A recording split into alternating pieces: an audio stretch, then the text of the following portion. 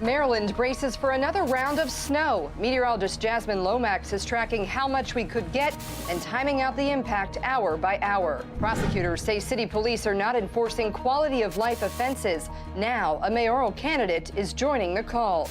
If I were mayor, heads would be rolling. How she says these citations can prevent future violence. Then a request to drop Marilyn Mosby's federal conviction is denied by a judge.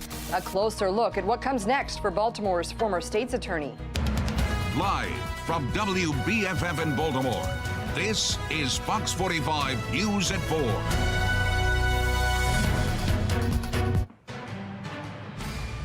Breaking now, Donald Trump and his business must pay over $360 million in damages for committing fraud. The former president and his two eldest sons, Eric Trump and Donald Trump Jr., are also banned from doing business in New York for 3 years. A judge found Trump and executives at the Trump Organization falsified business records and lied about the value of their assets. The Trumps maintained their financial statements were conservative and called the trial a political witch hunt. His lawyers are appealing that decision.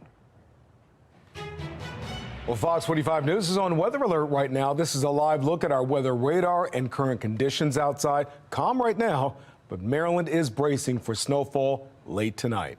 Thank you for joining us. I'm Kai Jackson, back with our partner, Maxine Stryker. Oh, good to be back. Well, when you wake up tomorrow, I came back at a good time, right? With you the did. Snow. There's likely going to be multiple inches of snow on the ground. So let's get right to meteorologist Jasmine Lomax. When are we going to start to see this snow? Thanks, Maxine and Kai. That is going to start tonight. And of course, right now, it doesn't really look like it. We've had a gorgeous day, plenty of sunshine, but you can see that snow start to move across parts of our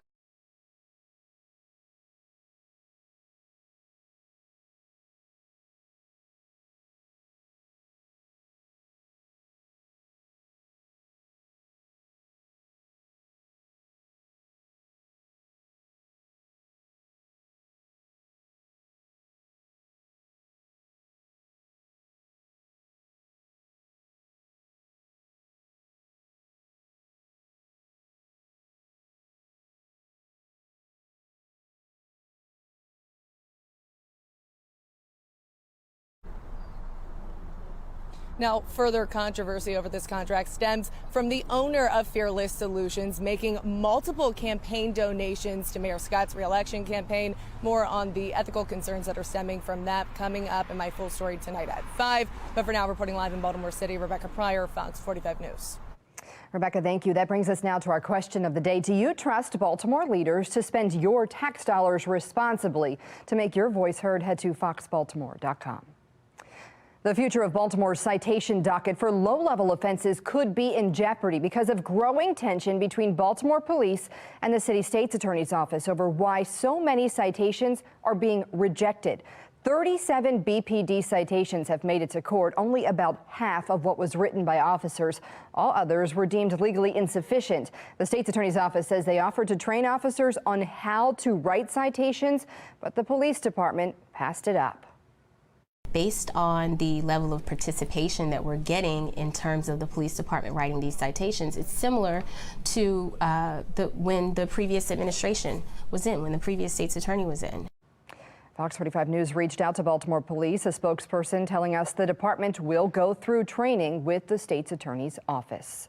Now, while BPD has promised to get the citation training, mayoral candidate Sheila Dixon says it's an issue that should have been addressed months ago. She says low-level crime will be a top priority if she is elected mayor. Fox 45's Keith Daniels joins us live now with the details. Keith.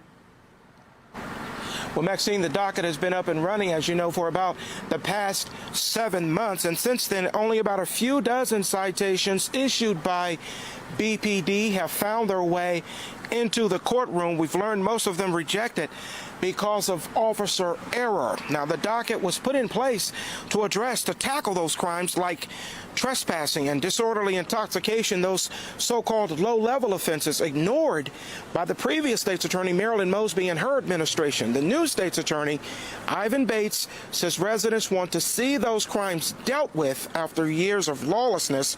But again, prosecutors say police officers for failing to write the citations, with many others rejected because of errors making them legally insufficient. Now, the focus at a city council public hearing Wednesday and tonight, a frustrated mayoral candidate Sheila Dixon weighs in on the issue.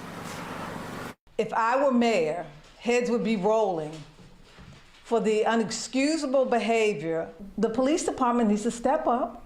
They need to get trained properly, understand what it takes, and then get out there and start providing these citations. Well, regarding Dixon saying heads would roll at BPD, she was not specific on what exactly that means, whether it meant what type of disciplinary action, including calling for leaders to be replaced. She simply says accountability is necessary. We're live tonight. Keith Daniels, Fox 45 News. A woman's body is found near Dogwood Elementary School in Baltimore County this morning. This was the scene on Dogwood Road around 8:30. Police are investigating the circumstances surrounding the death. Anyone with information should contact Baltimore County Police. Marilyn Mosby was back in federal court after a jury found her guilty of one count of federal mortgage fraud. She was found not guilty of one count of mortgage fraud related to her purchase of a home in Kissimmee, Florida. The defense trying to get Mosby's conviction tossed out. Fox 45's Mackenzie Frost joins us live in the newsroom right now with the latest developments and explains how this case is not over. Mackenzie.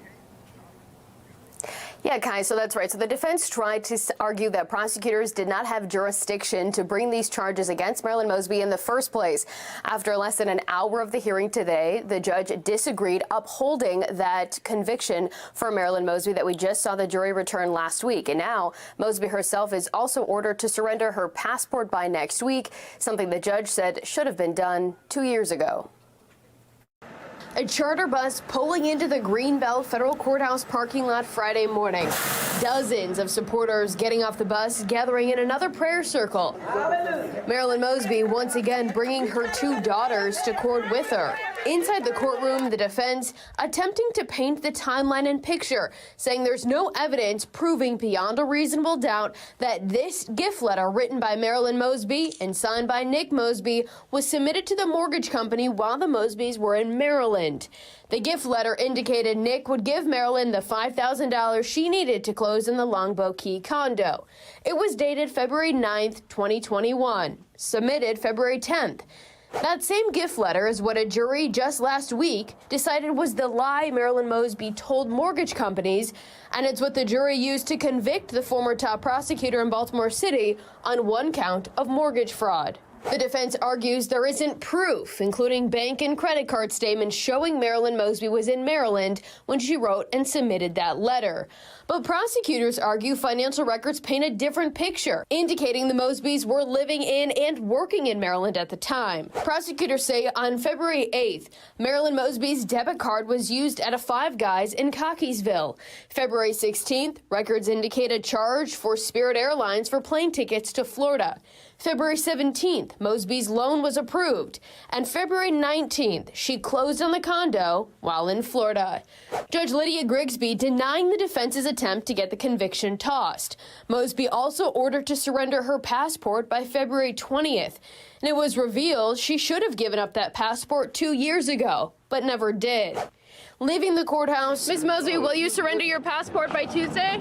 More silence from Mosby as she made her way into her blacked-out SUV.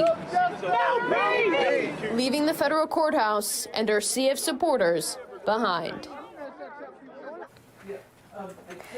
Now, legal experts have indicated they expect to see appeals filed in this case involving both the perjury and the mortgage fraud convictions. However, those appeals have yet to be filed. Meanwhile, Marilyn Mosby is set to be sentenced May 23rd. We're live in the newsroom. Mackenzie Frost, Fox 45 News. Governor Moore calling for a $12 million boost for the Department of Juvenile Services. How he plans to use your tax dollars to tackle the youth crime crisis. 2 juveniles are charged in connection to the Kansas City shooting, the charges they're facing, and the chances more are on the way.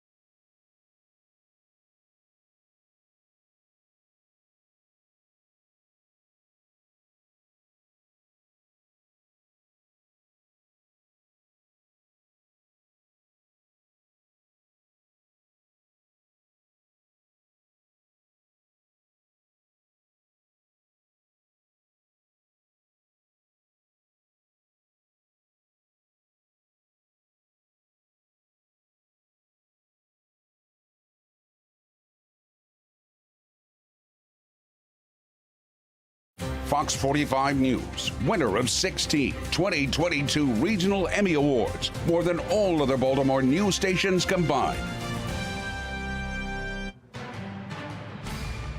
New tonight, 2 juveniles are facing charges in connection to the deadly Kansas City Chiefs Super Bowl parade shooting. Local officials did not provide specifics, but said the juveniles are facing gun-related charges along with resisting arrest and that more charges are expected soon. Police say they initially arrested 3 juveniles but released the 3rd after they determined they were not connected to the shooting. 1 person was killed in that shooting. Another 22 people were injured. Officials say half of the victims are under 16 years old.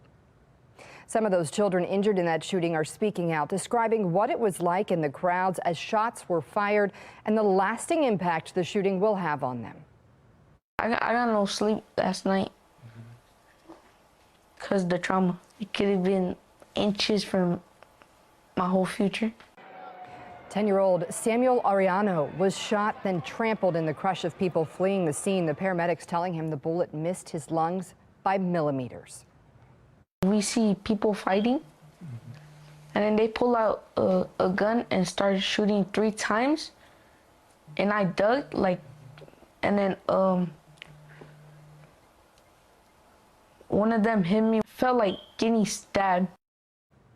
The only person killed in that shooting, a local Kansas City radio DJ, Lisa Lopez Galvan. Her loved one set up a GoFundMe to help support her 2 kids and husband as they deal with the tragedy. The goal was $75,000, but in just 17 hours, it's already raised more than $288,000. $100,000 of that total came from pop star Taylor Swift. She made 2 $50,000 donations to the fund this morning. Swift saying she is sending her condolences and her deepest sympathies. We'll continue to update you on this story as we learn more. For our full coverage, just head to foxbaltimore.com. Millions of taxpayers can expect a collection letter in the mail this month. According to Detroit Free Press, for the first time in 2 years, the IRS will start sending out an LT-38 notice. Those will remind taxpayers of outstanding balances for 2020 or 2021, with options to resolve their debt. The agency says letters can be disregarded for balances paid in full within the last 21 days. The notices were suspended during the COVID-19 pandemic. We are in weather alert tonight. You're looking live now at our weather radar. The Inner Harbor and Towson, things have been quiet so far today, but you do need to start preparing for some snow tonight. Meteorologist Jasmine Lomax in now with the latest on just how much snow we're going to see. Jasmine. Thanks, Maxine. We are getting ready for another round of winter weather across the region, and we're already starting to see that weather maker on the HD radar. Notice areas of snow ahead of this low pressure system. As that low pressure system continues to move northeast, we're getting ready for the chance for snow across our state. Now that happens tonight, and it could lead to an impact for your plans tomorrow morning. Ahead of that system, we're already under a winter storm warning. That's for all of the areas in pink. Now for the purple, that is for a winter weather advisory. But regardless of where you are, you want to make sure that you are staying weather alert and preparing for snow across the state. We're looking at, for the Baltimore area, around 11 p.m. to 1 a.m. for the onset of that snow. But initially, we start off with a few areas of rain, and that's going to help to lead to some cooler temperatures for that snow. 47 currently and mostly cloudy ahead of the next weather maker. It's been pretty mild across the state with temperatures in the 40s, but the numbers are going to quickly cool down as we head into the night. Notice as we get close to about 9-10 o'clock, we see those showers across the Baltimore area and those temperatures continue to fall. Then around 11 p.m., that transitions into snow. The rain moves over toward the eastern shore and parts of southern Maryland. However, after midnight, we're talking snow across the state, possibly a wintry mix far south of the city. Again, make sure that you are staying weather alert. The heaviest snow will occur between 11 p.m. and 6 a.m. Then by daybreak tomorrow, we could have a few flurries, but the moderate and heavy snow ends. As we continue into the afternoon, we'll have a break in the clouds and we will stay mostly dry across our area. It looks much better, but it is going to be breezy behind that system. In terms of snowfall, we're looking at about 4 to 5 inches around Baltimore, north of the city and closer to the Pennsylvania state line. We could be talking 5 to even 8 inches, especially under those heavy bands. And then for Anne Arundel County and areas south of Baltimore, we're mainly talking 3 to 4 inches. So again, this is what you can expect to wake up to tomorrow morning. You want to make sure that you are staying weather alert and prepare for some delays on the roads. We are weather alert through tomorrow morning, 42 by the afternoon as we dry out. Then we're looking at 49 with rising temperatures on Sunday. It will be breezy, but we're in for a quieter day on Monday, 50 for the high temperature for President's Day. Then 53 on Tuesday, 56 and really feeling like spring on Wednesday. Temperatures continue to climb, 58 on Thursday. And next Friday, we stay above average with highs in the mid-50s. Maxine? Jasmine, thank you. Put the power of the Weather Authority Storm Center in your hands. Download the free WBFF Weather Authority app for your smartphone and use our powerful Doppler radar to follow storms right down to your street. Just go to your app store and search for WBFF to get started. A battle taking place across the country makes its way to Howard County. Why some parents there are demanding certain books be banned from the classroom. I'm Janae Bones in Washington with a look at the push for President Biden to take a cognitive test.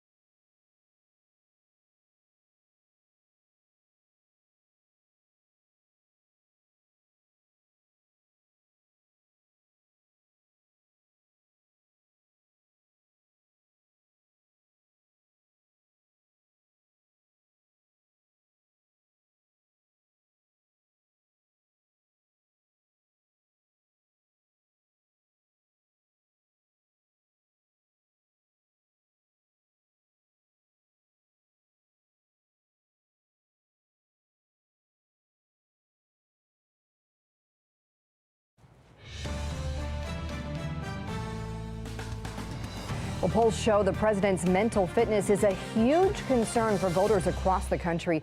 Some are now calling for the president to take a cognitive test, a request he is not willing to comply with. National correspondent Janae Bowens has the details.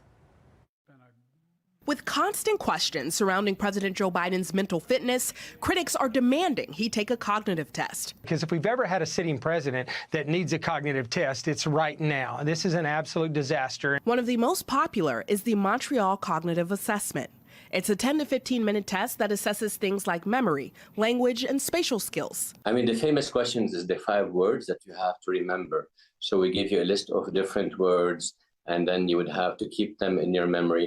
The words usually have no relation to one another, so it makes it even harder. I spoke with the inventor of the test, Dr. Ziad Nasruddin. He says if there's a question about a leader's mental fitness, a test like his should be administered. We need to make sure every person who wants to have a job to that level, they should at least be physically healthy and also cognitively healthy. A new poll from Monmouth University shows only 32% of voters are confident in Biden's mental and physical stamina. That's down from 52% 4 years ago. Despite the concerns over his health, the White House says the president will not be taking a cognitive test. He is sharp.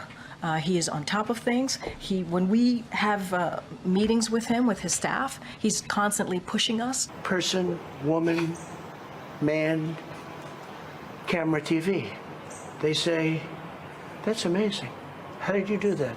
You might remember former President Donald Trump has boasted about acing a cognitive test after getting a lot of pressure to take one during his presidency. It's actually not that easy, but for me it was easy. Biden's aides are reportedly concerned about special counsel Robert Hur testifying on Capitol Hill next month. Now, his description of the president as an elderly man with a poor memory and his report about Biden's handling of classified documents set off the current mental fitness debate, and Hur's upcoming appearance is certain to keep the issue front and center. In Washington, I'm Janae Bowens.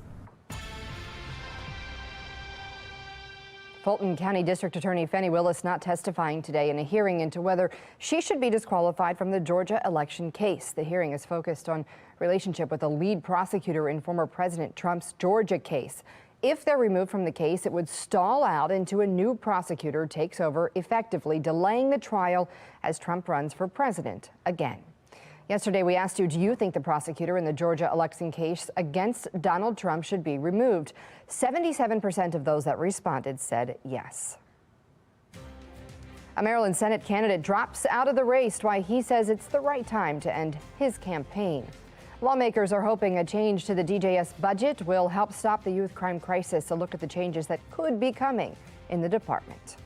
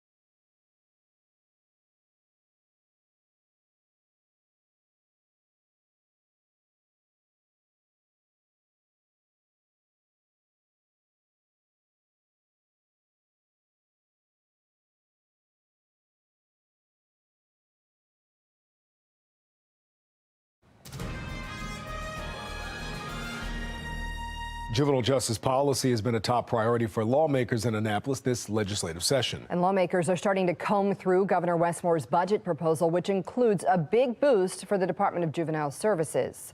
Fox 45's Mackenzie Frost joins us live to break down the hearing for the Department of Juvenile Services. Mackenzie? Yeah, Maxine and Kai. So Governor Westmore's proposed budget calls for an increase of about $12.5 million for the Department of Juvenile Services, bringing up the agency's budget to just shy of $340 million annually.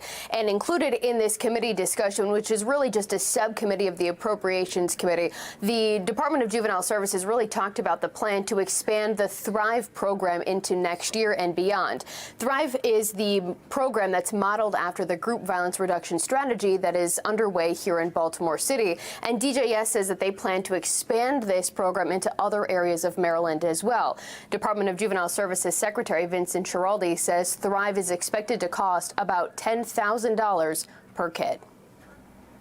What I want to do is just keep evaluating it, start the planning for the next 20%, and then enhance the upfront services for the kids coming in the front end that are less risky, maybe property offenses, maybe they're young, and then just keep evaluating and coming back to you and telling you the truth. And it's the issue of transparency that continues to spark criticism from lawmakers as well as other stakeholders when we're talking about DJS. And as you know, and everyone at home knows, we've done significant reporting about DJS as well as Vincent Schiraldi's previous employments in Washington, D.C., as well as in New York City. And it's that area of his previous work that really brought some of the most tense moments during this discussion. Take a listen. And so for me, as I see this, my concern is that that it is not a one-off or a blame one of prior administration, but culturally your team members and your executives and those that report to your executives feel that you're empowering them to make up or to expand upon the laws that are on the books. Yeah, no, I could definitely understand why, based on the media accounts, you might draw that line from one place to the other to an incident that occurred 16 years ago. To perhaps believe that I'm establishing a culture of ignoring the policies. That having been said, as I said earlier, we already began to identify and we're meeting with all the key stakeholders around problems at intake. And we've been fixing those problems and we've been making personnel actions. Now, this is really just the start of the budgeting process. We'll continue to monitor these developments as the General Assembly continues going through the governor's proposal. We're live in the newsroom. Mackenzie Frost, Fox 45 News. In Howard County, Moms for Liberty say they plan to challenge books that they believe are inappropriate, saying some of the books on school shelves contain porn. Fox 45's Jessica Babb is showing us what some of the controversial books are and is giving us a look behind the cover. Jessica? Following the more than 50 books challenged in Carroll County, Moms for Liberty in Howard County says they plan to do the same thing. Some of the books in question, Blankets and Genderqueer. Flipping through the pages, the book Blankets is full of these black and white sketches. My main focus at the start of this is the pornography, the straight up porn. Sketches the author says show a love story, but some parents say are sexual. We fight for all parents to have the right to raise their kids with their own morals and beliefs. Pulling back the cover throughout the almost 600-page graphic novel, you can find some sex scenes scattered throughout other drawings. Another book up for debate, Genderqueer, a coming-of-age book about sexuality and identity. Inside this book, a similar story. The author saying the full story is important and could be helpful to teens who have questions about who they are. Well, for some students, it might be a lifeline, depending on their situations. And others, it allows them empathy to be able to learn about other cultures and other ways of life. But just like in Carroll County, where Moms for Liberty challenged numerous books, Moms for Liberty in Howard County is hitting copy and paste, working with them to challenge books in Howard County school libraries. Because they successfully got the books removed. Right now, Moms for Liberty in Howard County says they're still finalizing their list of books to review. We are very happy to see these books in the public library, online, so it's not a book banning thing. Our mission is extremely simple and clear, which is to protect our right to direct the upbringing of our children. Howard County Public Schools says when they select materials and curriculum, they work to make sure it's age appropriate and reflective of diverse perspectives. I also reached out to the chair of the Howard County School Board for their response, and I'm still waiting to hear back. Live in Columbia, Jessica Babb, Fox 45 News. Jessica, thank you. This is not the only battle over book bans we've seen across Maryland recently. In May 2023, a group of families sued Montgomery County Superintendent and the school board over the school system's LGBTQ book policy. Now, they argued that some of the school books were not age appropriate and students should have the choice to opt out of reading them. In August, a federal judge ruled in Montgomery County's favor, saying parents cannot opt their children out of reading the material. Then, in December, several parents appealed that decision. Retired Air Force Brigadier General John Teichert is pulling out of the race for Maryland Senate. The Republican decided to throw his support behind former Governor Larry Hogan. I am pouring my time, talent, energy, and passion into helping Governor Larry Hogan become our next United States Senator. Teichert's announcement comes just a day after Hogan sat down with Fox 45's Mackenzie Frost. She pressed Hogan on where he stands on abortion bans, gun control, and other issues facing the country. I'm not a person that says we should outlaw abortion. I'm not one that says there should be no restrictions whatsoever. I think most people are somewhere in the middle on that issue. Is as divisive as it is, I'm not going to vote for a national abortion ban. So you say you support universal background checks for weapons? Yes, always have. You vetoed a bill in Maryland that would require background checks for the sale of rifle and shotguns. Well, look, I was at the same while that was happening, pushing for tougher sentences for gun crimes. The legislature passed a bill about hunting rifles instead of addressing the illegal handguns that everybody's being shot with in the city of Baltimore. And it was cynical. It had nothing to do with gun control. And I don't know that anyone has ever been shot in Baltimore City with a hunting rifle. New polling from Emerson College shows a narrow gap in a hypothetical matchup with Democratic candidates Angela Alsobrooks or David Trone.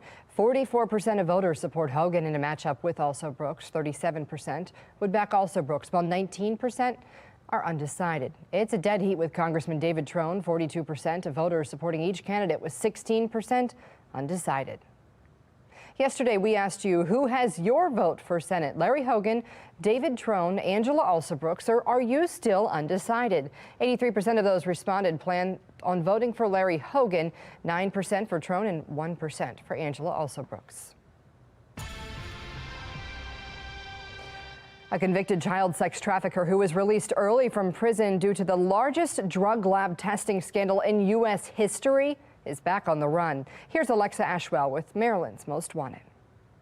Rayvon Archibald was one of hundreds of convicts who got out of prison early thanks to Annie Dukin, the infamous Massachusetts chemist whose falsified drug testing tainted thousands of cases.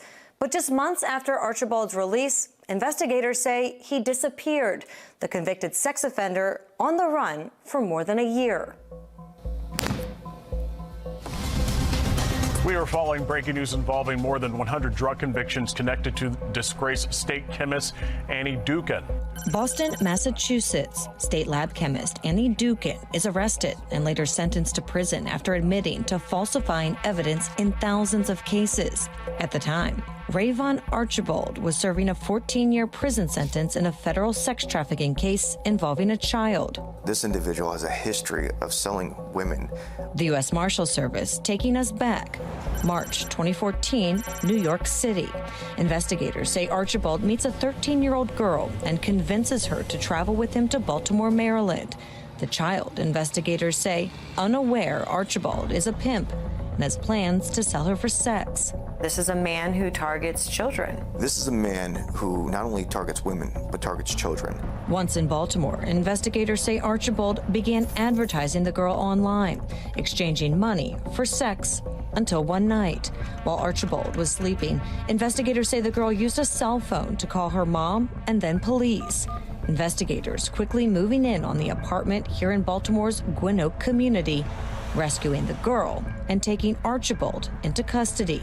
Police went back to the apartment where they were able to arrest not only Archibald, but a male accomplice and a female as well. The evidence against Archibald, investigators say, damning. Authorities claimed for years he had been involved in recruiting, harboring, and transporting females to engage in commercial sex acts. Archibald enters into a plea deal, and a judge later sentences him to 14 years in federal prison. But just a few years into serving that sentence, They put a huge stain on the legal system. Annie Dukin and the largest drug lab testing scandal in U.S. history.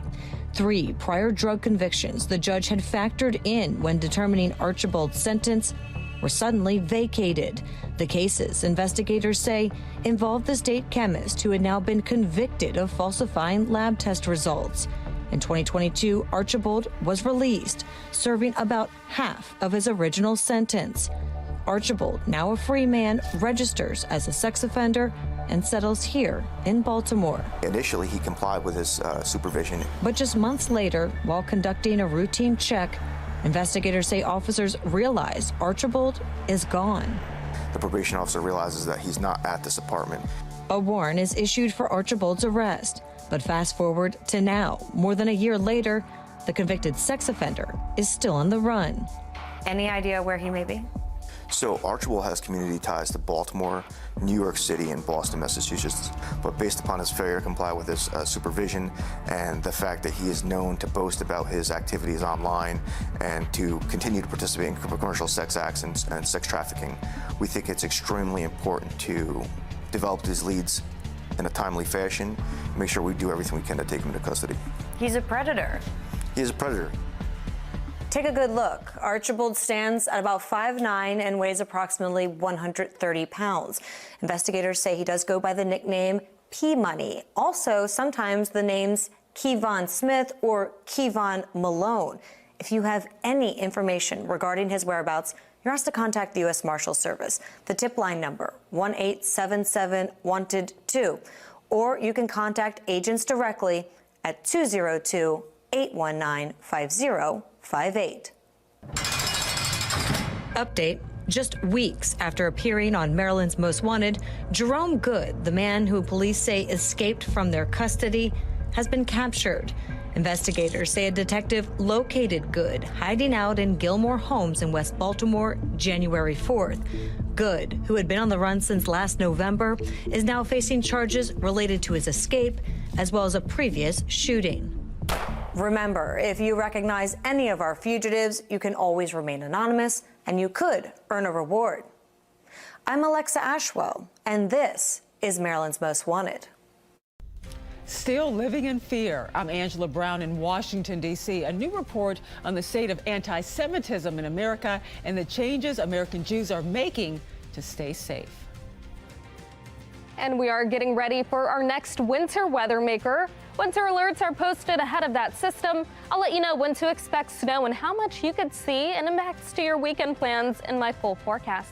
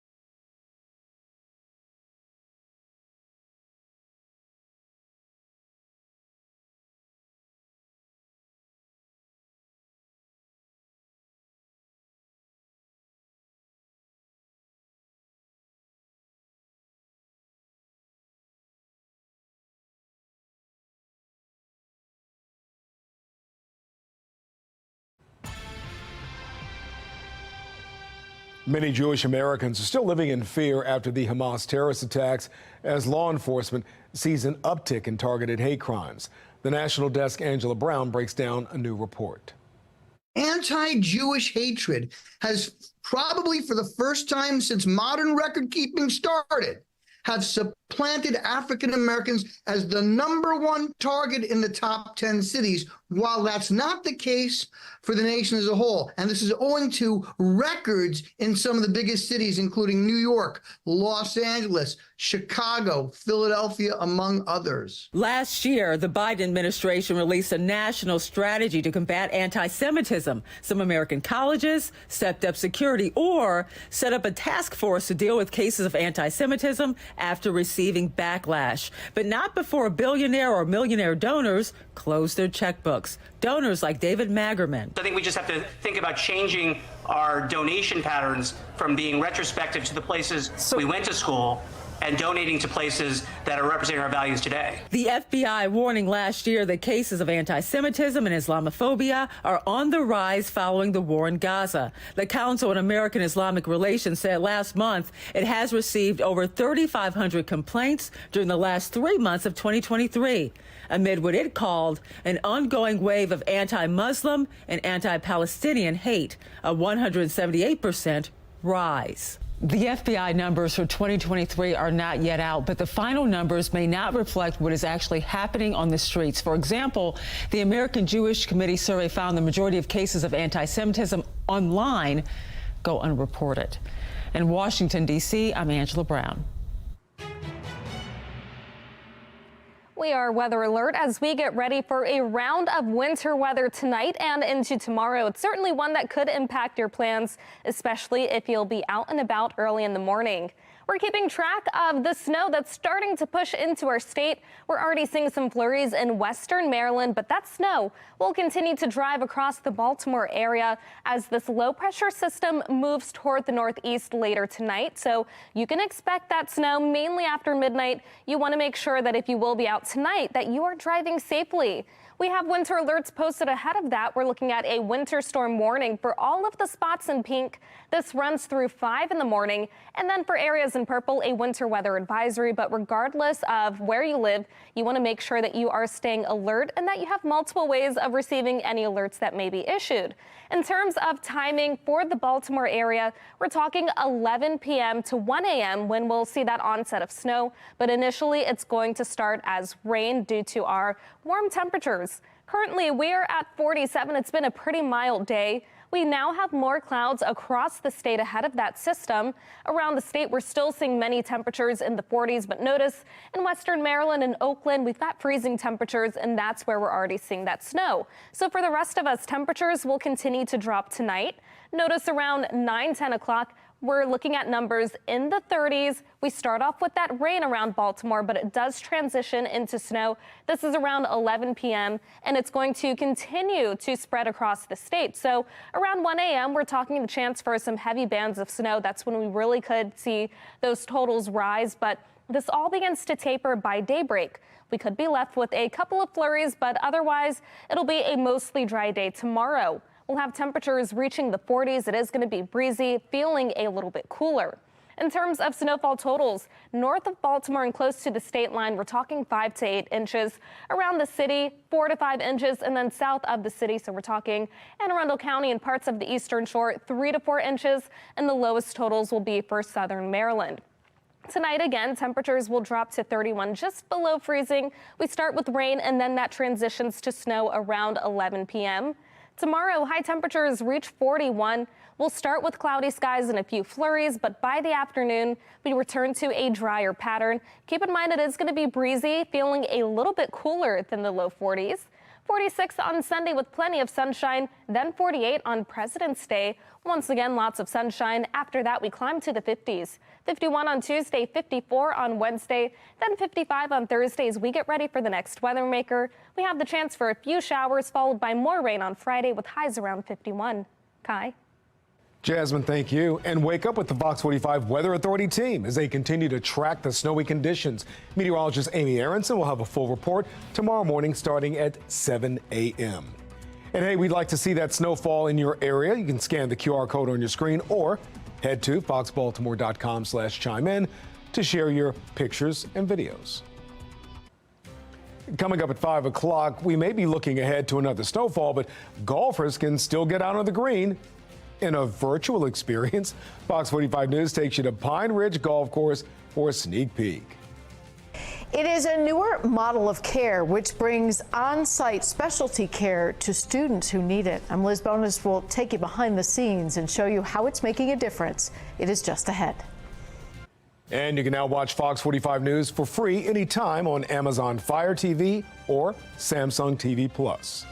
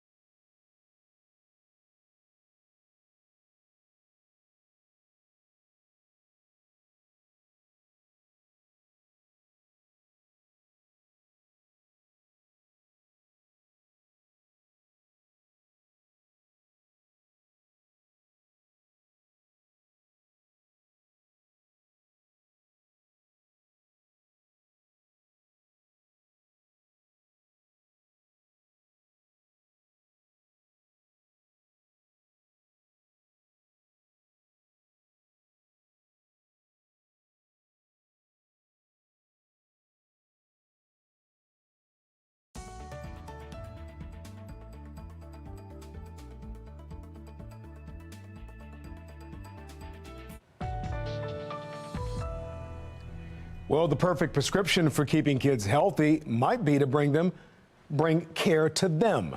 As medical reporter Liz Bonas shares us, hospitals are now providing on-site specialty services by going mobile. The idea behind this on-site care is that those who receive it might not otherwise get this kind of care. In young people, it can set them up for success for life. School classes are nearly finished for the day for Mason Lenga, but instead of heading home, Mason walks a short commute. Coming here, it's like 3 minutes. To this mobile care center. First, they take me in, they do the height and weight, then they do the blood pressure, then they prick my finger to read my new A1C number. It is staffed by specialists from Ohio's Cincinnati Children's Hospital. They help him manage his type 1 diabetes. We see endocrinology patients, dermatology patients, and audiology patients right now on our mobile care center. The center has everything pediatric specialists need to provide children with the next level of care. Some of our students are managing chronic medical conditions, and they have to deal with those and be students and try to be successful. The team here considers this a national model for breaking down barriers to care. Kids can carefully be tracked and monitored based on specific health goals. Here we're able to meet with the diabetes educator. We're able to do our point of care hemoglobin A1C blood tests. We're able to look at glucose data, adjust insulin doses, physical exam, all the routine things that we would normally be doing at our base clinics we could do here. You see, if Mason doesn't manage his blood sugar levels, it could impact everything from his vision to his concentration. Since moving here, we've seen his A1C come down. He's seeing more often. His numbers are adjusted more often. And so from that, we've had better outcomes. Those better outcomes, of course, reduce the risk for serious future complications. With your health news, I'm Liz Bonus reporting. We are weather alert as we get ready for snow starting tonight. If you will be driving after about 9, 10, 11, you could have some issues on the roads. We're looking at snow starting late tonight, continuing into the early morning. You have the yellow light through tomorrow morning, but by the afternoon, we start to dry out and it's looking much better. Coming up in about 20 minutes, I'll have a closer look at the timing of the snow and how much we could see. Back to you. Jasmine, thank you. Coming up on Fox 45 News at 5 o'clock, funding for the Department of Juvenile Services is under the microscope. We'll take a closer look at how much money is going into the department. Plus, mayoral candidate Sheila Dixon holds a campaign event today with a focus on the city's citation docket. Fox 45 News presses her on what needs to change.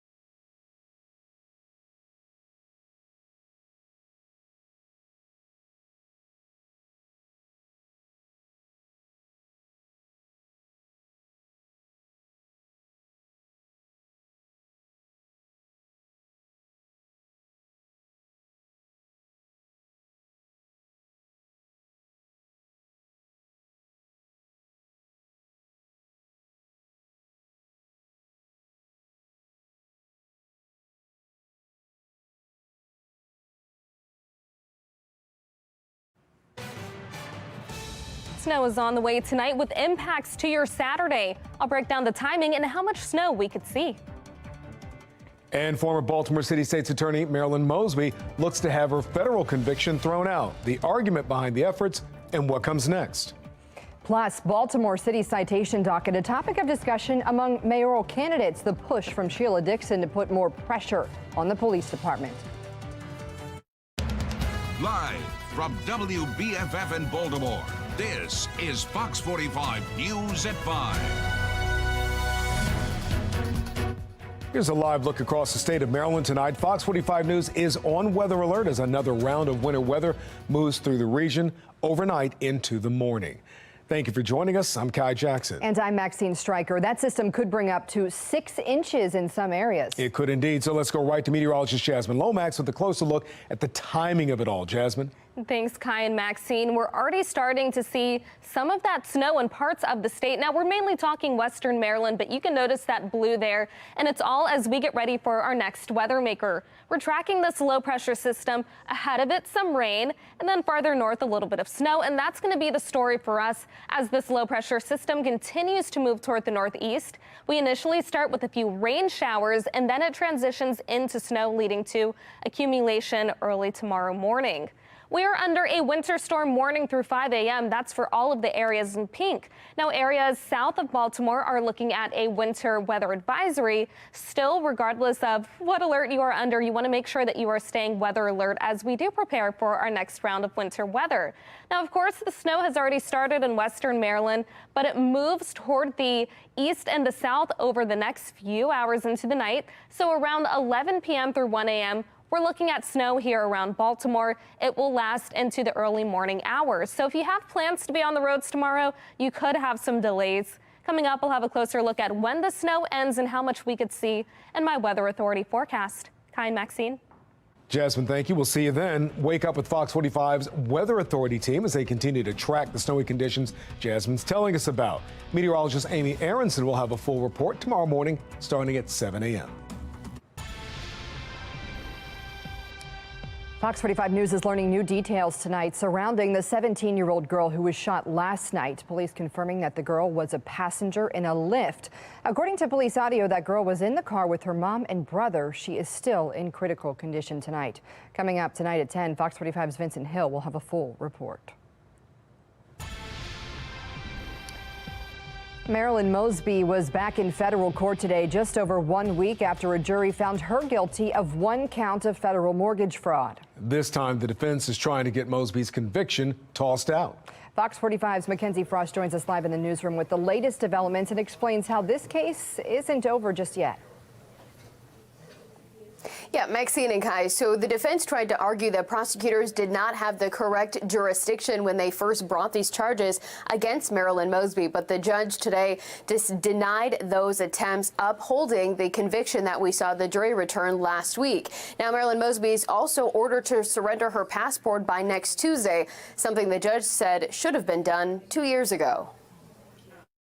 A charter bus pulling into the Greenbelt Federal Courthouse parking lot Friday morning.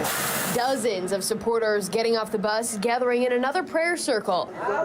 Marilyn Mosby once again bringing her 2 daughters to court with her.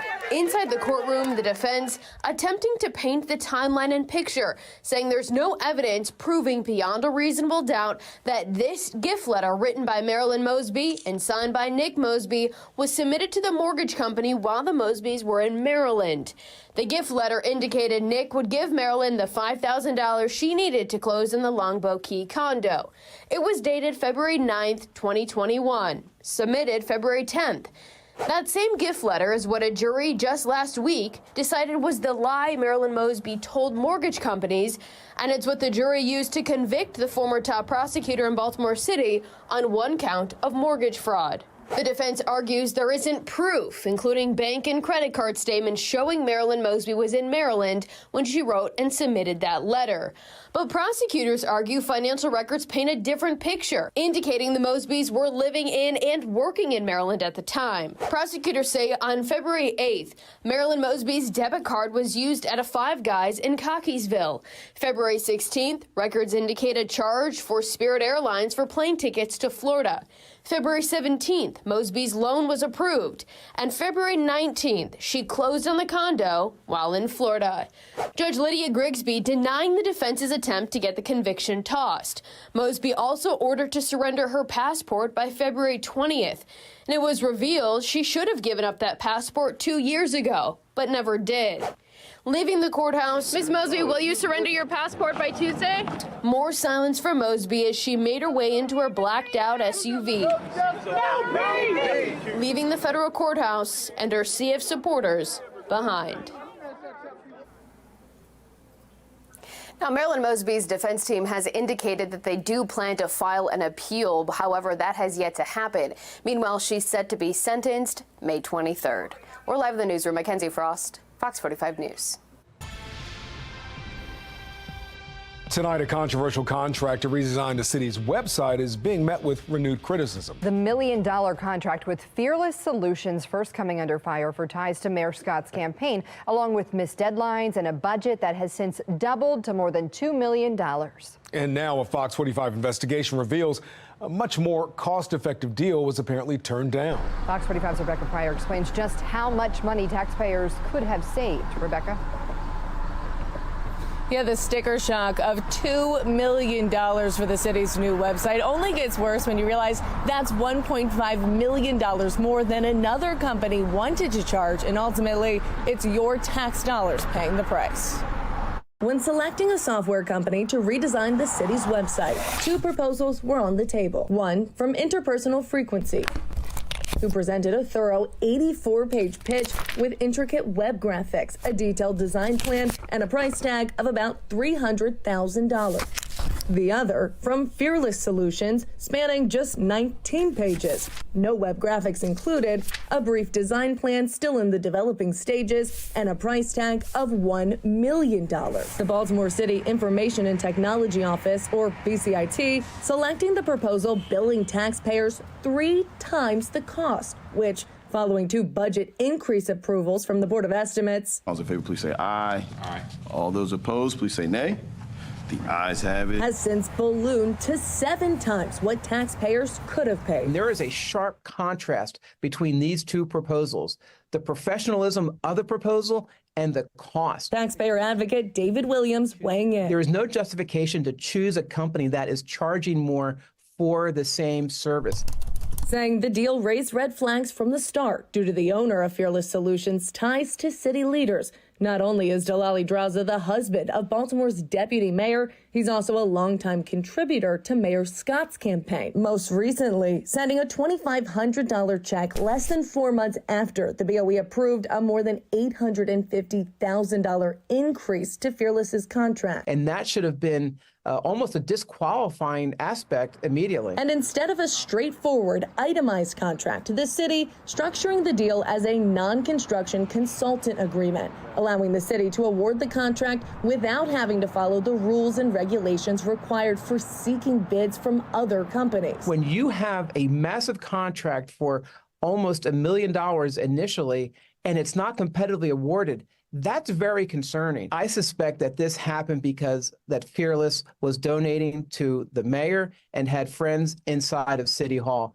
And that's not how contracts should be awarded. Despite last month, Mayor Scott doubling down on claims multiple bids were still considered. What BCIT did is that they also went out and talked to multiple contractors and decided to go with Fearless. So they did take other bids? They did. They talked to other contractors, and BCIT decided on this contract. Are you able to say what other contractors? I am not at liberty to say at this time. A records request from Fox 45 revealing BCIT claims to have contacted 6 companies, but admits Interpersonal Frequency was the only other bid up for consideration. Fox 45 sending questions to the mayor's office today asking, why did you claim multiple bids were reviewed when only one other bid was submitted? Why did you approve a contract costing taxpayers 3 times what they could have paid? Did contributions made to your re-election campaign influence your decision? After reviewing the 2 proposals, do you still believe Fearless was the best candidate for the job? And if so, why? And considering the ties to your campaign, why not require multiple bids through the traditional process to ensure transparency over taxpayer dollars? Instead of answering any of our questions directly, Mayor Scott simply sending a 2-sentence statement, reading in part, quote, of the multiple firms that BCIT reached out to, they selected the one best suited. No due diligence was done. There was no transparency. There was no oversight. Now, taxpayers may be on the hook for almost $2 million more for a city website. Just before news time tonight, the BCIT responded to my questions concerning what criteria was used to select Fearless.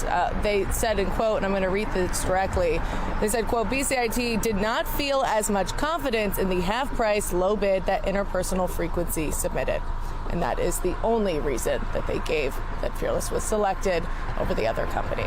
Reporting live in Baltimore City, Rebecca Pryor, Fox 45 News. All right, Rebecca, thank you. That brings us to our question of the day. Do you trust the city to spend your tax dollars? To make your voice heard, head to FOX45.com.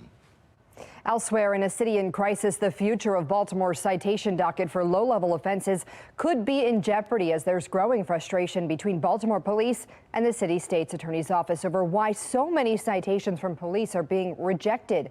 While BPD has promised to get the citation training, mayoral candidate Sheila Dixon says it's an issue that should have been addressed months ago. Fox 45's Keith Daniels joins us live now with the details. Keith? Well, Maxine, as you know, the docket has been up and running for about 7 months, and since then, only about a few dozen citations issued by BPD have made their way to the courtroom. We've learned most of them rejected because of officer error. Now, the docket was placed, or rather put in place, to tackle crimes like trespassing and disorderly intoxication, those so-called low-level offenses ignored by the previous state's attorney, Marilyn Mosby, and her administration. The new state's attorney, Ivan Bates, says residents want to see those crimes dealt with after years of lawlessness. But prosecutors say police officers are failing to write the citations, with many others rejected because of errors making them legally insufficient. Now, the focus at a city council public hearing Wednesday, and tonight, a frustrated mayoral candidate, Sheila Dixon, weighs in on the issue. If I were mayor, heads would be rolling for the unexcusable behavior. The police department needs to step up. They need to get trained properly, understand what it takes, and then get out there and start providing these citations. Well, regarding Dixon saying heads should roll at BPD, she refused to say whether that would include any type of disciplinary action, including replacing the heads of any agency. She simply said there has to be accountability. Reporting tonight, Keith Daniels, Fox 45 News. Fox 45 News is following two major updates for you tonight. Two teenagers now charged in the deadly shooting at the Kansas City Chiefs Super Bowl rally. Missouri court officials say the teens face gun-related and resisting arrest charges, and additional charges are expected. Police say Wednesday's shooting stemmed from a dispute between several people and sent panicked fans running and scrambling to take cover. One woman died and more than 20 people were injured, many of them children. Russian opposition leader Alexei Navalny has reportedly died in a Russian prison. In a statement, Russia's prison agency says he felt unwell after a walk on Friday and lost consciousness. Officials say an emergency medical team tried to resuscitate him, but he died. Navalny was serving a 19-year prison sentence on charges of extremism. He had called the charges politically motivated. He was 47 years old. Navalny's wife receives a standing ovation while speaking about her husband's reported death at the Munich Security Conference today. She told the conference, quote, "If this is true, I want Vladimir Putin and everyone around Putin's friends, his government, to know that they will bear responsibility for what they did to our country, to my family, and to my husband. And this day will come very soon." The news of Navalny's death comes less than a month before an election that will give Putin another 6 years in power. U.S. officials are pinning the blame for Navalny's reported death squarely on Russian President Vladimir Putin and his government. If confirmed, this would be a further sign of Putin's brutality. Whatever story they tell, let us be clear, Russia is responsible. His death in a Russian prison and the fixation and fear of one man only underscores the weakness and rot at the heart of the system that Putin has built.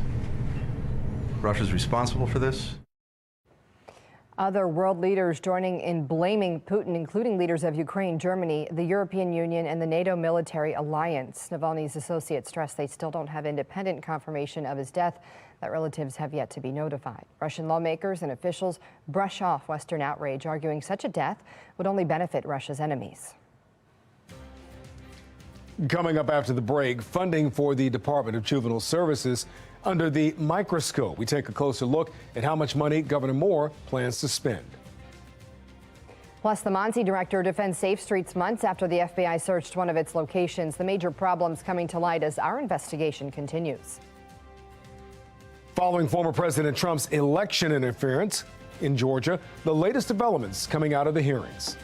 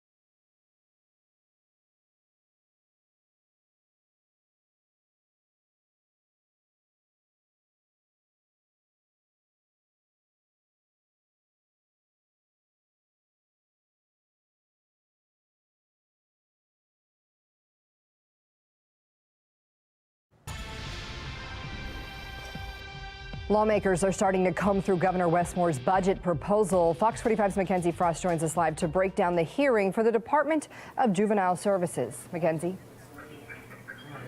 Yeah, Maxine, so Governor Westmore proposed a $12.5 million increase to the Department of Juvenile Services budget for the next upcoming budget year. That would bring it up to just shy of $340 million. Now, during this discussion with the subcommittee of the Appropriations Committee in Annapolis, lawmakers really started to comb through and get more details from the Department of Juvenile Services Secretary Vincent Schiraldi about the department's budget plans moving forward. Part of that includes the expansion of the Thrive program. We know Thrive is based off of the group violence reduction strategy that is implemented here in Baltimore City, and DJS plans to expand Thrive to other areas across the state as well.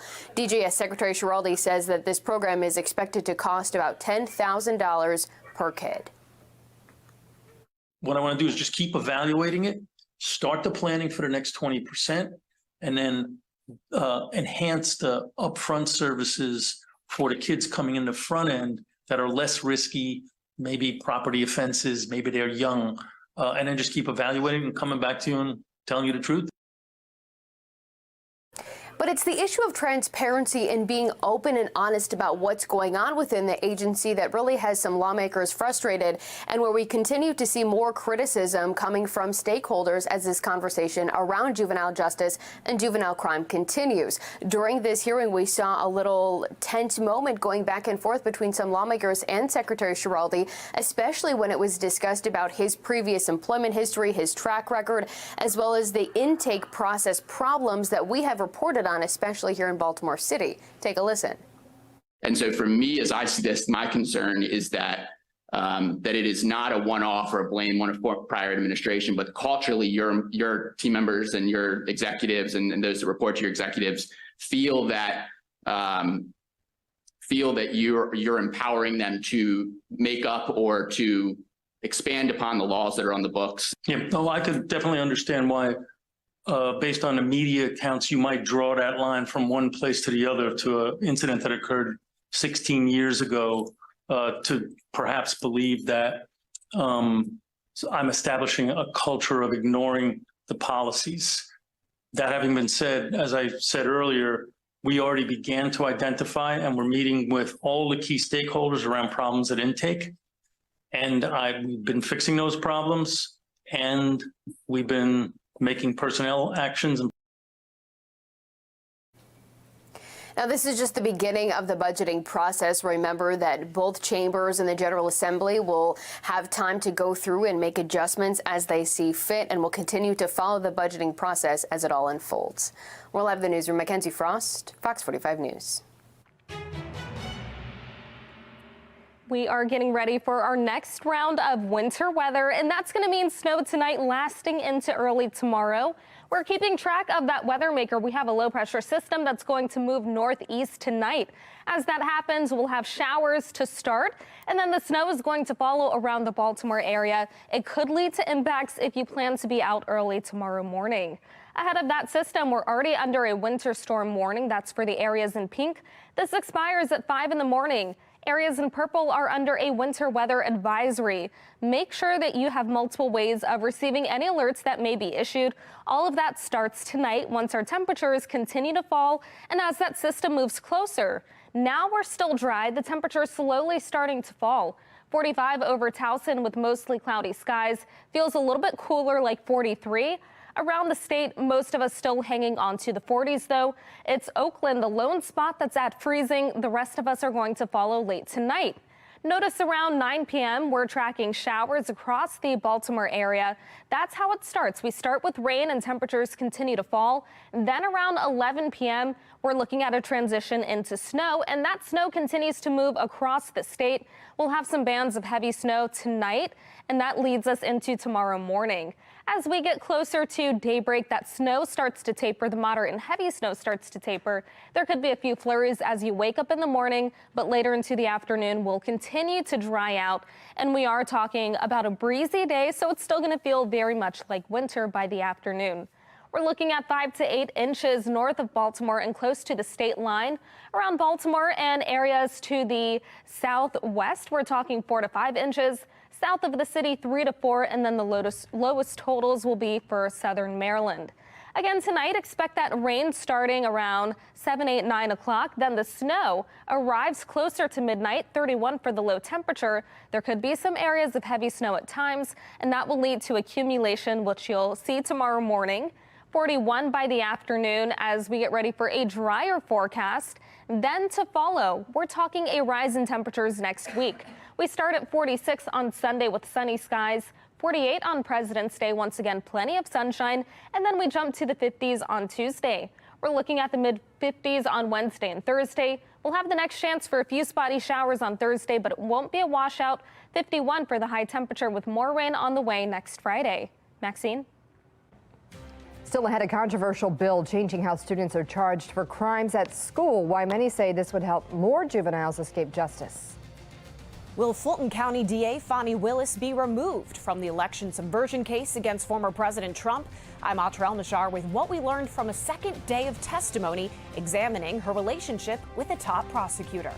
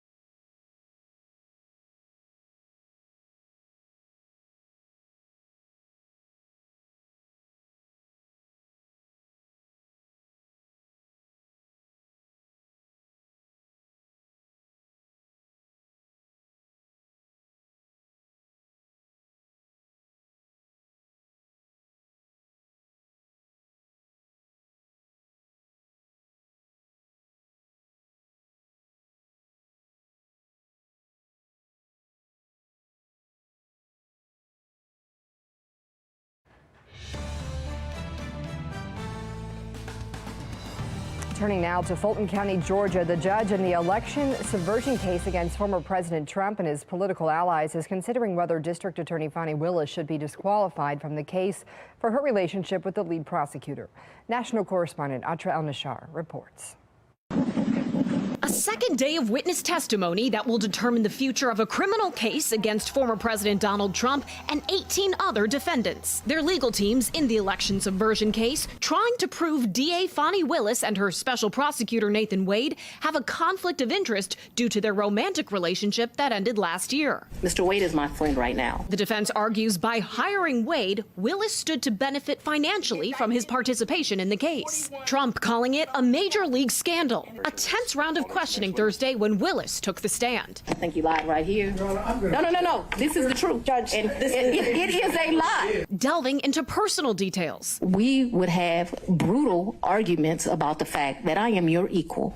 I don't need anything from a man. There was tension always in our relationship, which is why I would give him his money back. I don't need anybody to foot my bills. Rancorous exchanges between Willis and the defense causing Judge Scott McAfee to intervene. We all know what professionalism looks like, what decorum looks like. Former U.S. Attorney John Fishwick. Part of that kind of fieriness, a judge could say, that may be a reason that you shouldn't be on the case. This is getting personal. The standard is whether there's an appearance of impropriety, even if there's not an actual conflict, and it doesn't look good. Taking the stand Friday, former Georgia Governor Roy Barnes. Willis approached him first about the special prosecutor job back in 2021, which could help Willis's argument that she did not have an improper motive when choosing her team. She asked me if I'd be interested in being special prosecutor, to which I replied that I had mouths to feed at a law office. Barnes also worried about security. Whether the judge disqualifies Willis or not, the case is bound to be delayed. If she's removed, it will take time to replace her. If she's not, Trump and his fellow defendants can appeal. In Washington, I'm Atra El-Nashar reporting. Coming up after the break, a group of parents coming together in Howard County to ban certain books. Their reasoning behind the push.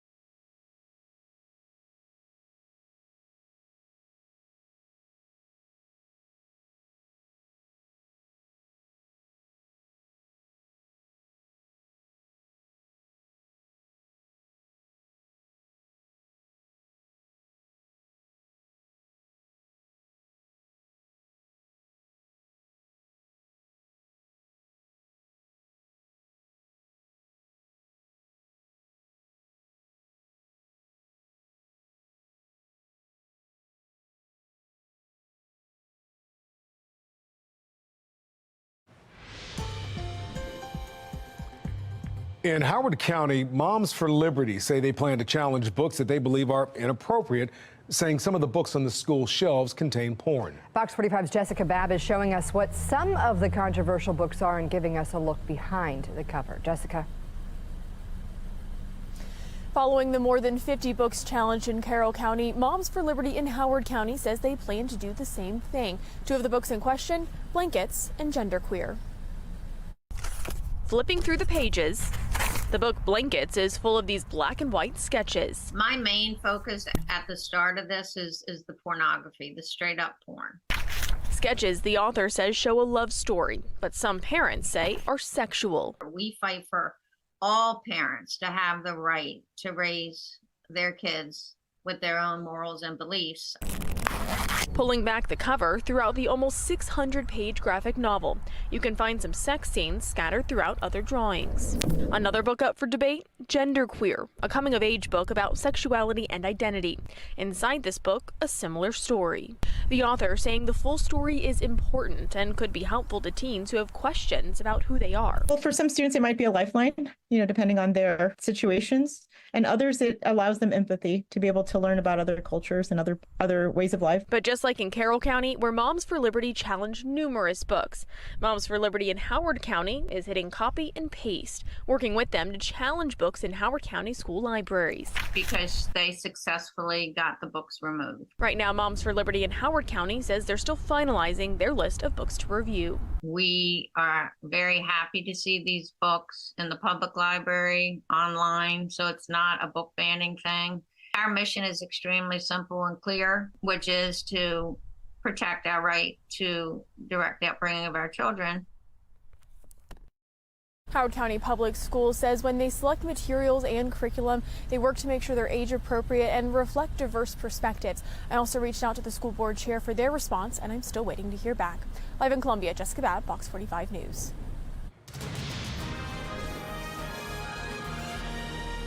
It's been a critical week in Annapolis as the conversation intensifies about public safety and accountability. 3 major bills are on the table. One of those seeks to reclassify stolen gun charges as felonies. A second includes a renewed push to crack down on illegal street racing and stunt driving across the state. And a third would scale back charges for certain disruptions on school campuses.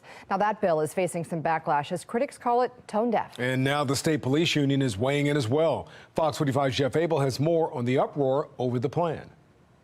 Well, from parents to police, this proposal has touched a nerve in many people who believe the penalties governing those who disturb school activities should be more tough, not less. No, it doesn't make sense. From police to prosecutors, there was swift reaction today to House Bill 615, a proposal aimed at softening the blow for students accused of disrupting schools. This is a huge problem, and it's going to, I think, only encourage more juvenile issues. The proposal would prohibit enrolled students from being charged with disturbing school activities. Baltimore County Delegate Sheila Ruth is a sponsor. Of course, they need to be held accountable in an age-appropriate way. But for disrupting school activities, which is talking back to a teacher or refusing to sit where you were told to sit, those kinds of things need to be handled with age-appropriate internal school discipline. But as juvenile crime soars, an effort to reduce accountability is drawing fire. House Bill 615 would strip law enforcement of another tool to keep children and communities safe, writes Recomico County State's Attorney Jamie Dykes. From a guidance counselor in Prince George's County, how on earth does this begin to make sense? If a student disrupts with no consequences, it sends the absolute opposite of what should be the intention. And in response, Prince George's County Senator Ron Watson writes, when I heard this being discussed in the House, I was beside myself. This is the misguided mindset I have been dealing with all summer, and it continues. Clyde Boatwright is president of Maryland's Fraternal Order of Police. It just takes another tool out of the tool belt for police, and it takes a tool out of the tool belt for schools to have control of their climate. It's legislation, state legislation. Your members, and you want to talk about it? It's ridiculous. Those who were not talking about the proposal were leaders at the Baltimore City's Teachers Union, whose silence drew outrage on talk radio. Now, which way is leadership going to go, though, with the teachers union? Are they going to side with the legislators in Annapolis that want to protect criminal kids? Yes. Or do they want to side with their teachers and the students who want to learn in the classroom? Come on, teachers union, you're on the clock. Answer the question. The sponsor of this proposed legislation insists it will not prevent students from facing other criminal charges, just one of disturbing school activities. Jeff Abel, Fox 45 News. The director of Baltimore's flagship violence interventions program defended Safe Streets in front of the city council this week as the Bel Air Edison site remains closed. It's been almost 4 months since an FBI investigation into that location. And tonight, Mackenzie Frost digs into the staffing shortages within Safe Streets and what could come next. It's been months since the FBI came knocking at the door of the Bel Air Edison Safe Street site. Since then, the location has been inactive. This afternoon, the committee will have a hearing on legislative oversight. During the Public Safety Committee hearing inside City Hall Wednesday, at this time, our understanding is that this is still an ongoing investigation. Monzi Director Stephanie Mavronis telling City Council members the locked door is because of staffing, and the FBI probe continues. David Caldwell, the site supervisor at the Bel Air Edison Safe Streets site, was charged with illegally possessing ammunition after a federal search warrant was executed at his home, too. That charge later dropped because the federal investigation is ongoing. According to LifeBridge Health, the nonprofit running the site, David Caldwell no longer works for Safe Streets. We did make the decision that we needed to take a temporary pause in the site. And a big reason for that was we only have one active staff member on site, not safe levels for canvassing. We don't have leadership at the site. According to Mavronis, the Bel Air Edison site isn't the only location struggling to hire. As of February 12th of this year, she says across all 10 sites, there are 29 vacancies, 3 site director openings, 5 violence prevention coordinators, 2 site supervisor openings, and 19 positions vacant for violence interrupters. Those are the Safe Streets workers that are supposed to be in the communities completing mediations and stopping gun violence. Mavronis says in 2023, 1,444 mediations were completed. That's 35% fewer than 2022. Despite our repeated attempts to get clear answers from City Hall, it's still not clear how the city defines a mediation. Mayor Brandon Scott refusing to provide even a blank mediation form for the public to view. We cannot put those workers at risk just because we want to think about and critique and criticize something that some people don't understand. Can the public see a blank form? I think the public should trust and know, just like they trust our police officers, that these lifesavers are out there doing their work. While Mavronis touts the declining homicide numbers in some Safe Street zones in 2023, 4 areas saw more homicides in 2023 than 2022. 5 had an increase in non-fatal shootings. Overall, there was a 27% increase in non-fatal shootings across all Safe Street zones in 2023 compared to 2022. Violent crime also up 4%. Property crime up 39% in the Safe Street zones. One thing that these numbers do not capture, and that I don't believe we have a great way of capturing, are the homicides and non-fatal shootings that didn't occur. I want to bring you back to the whiteboards. Director Mavronis says the mediations are down because the staffing shortages continue to be a problem at Safe Streets locations, even though hiring remains a priority. We know the vetting process of Safe Streets employees has been the focus of several of our investigations, and the hiring panel includes a collaboration between members inside City Hall, the nonprofits operating the Safe Streets locations, and the Baltimore Police Department. From November 28th of last year through February 12th of this year, 131 applications were submitted to the nonprofit. 128 were given to BPD for vetting. 86 were cleared by Baltimore Police to move forward. Monzi cleared 9 applicants, 3 were interviewed, and 3 were hired. Director Mavronis says this entire vetting process is crucial for the success of the Safe Streets program. We got to make sure we're getting the right folks to do this work, and it's not just work that anyone can do. Remember that, because as the FBI continues its investigation, there are several concerns about Safe Streets employees and the possibility of connections with gangs. Here are just a few examples of what we've uncovered throughout our own investigations. January of 2024, Tyrell Jeffries pleaded guilty to federal racketeering charges. In the court records we found, he admitted to being a BGF member, or a Black Guerrilla Family gang member. He also admitted to using a Safe Streets location as a meeting place for BGF. They also used it as a stash house for guns and drugs. And according to the court records, it's also the place where BGF plotted another hit on a rival gang member. In September of 2021, Ronald Alexander was sentenced to 11 years in federal prison after pleading guilty to drug distribution charges. According to the court documents, prosecutors say he tried to use his job with Safe Streets to get out of a traffic stop with BPD. And here's a photo of Ronald Alexander, again taken straight from the court record, showing Alexander wearing a Safe Streets shirt, carrying what prosecutors described as a bag of drugs. In 2018, Ricky Evans also pleaded guilty to federal racketeering. He admitted to, again, being a BGF member, authorized BGF hits, all while being a Safe Streets employee. The city maintains that the vetting process and hiring remains a priority, although it's unclear if anything in the vetting process itself changed given everything that we've uncovered during our investigations. Meanwhile, it's unclear when or if the Bel Air Edison Safe Streets site will reopen. At the Accountability Desk, Mackenzie Frost, Fox 45 News.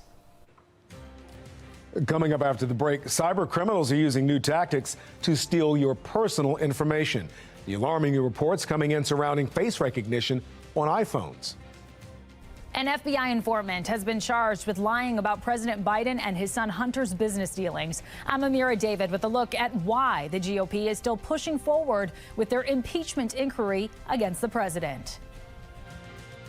And we are weather alert as we get ready for snow tonight into tomorrow morning. This could impact your Saturday.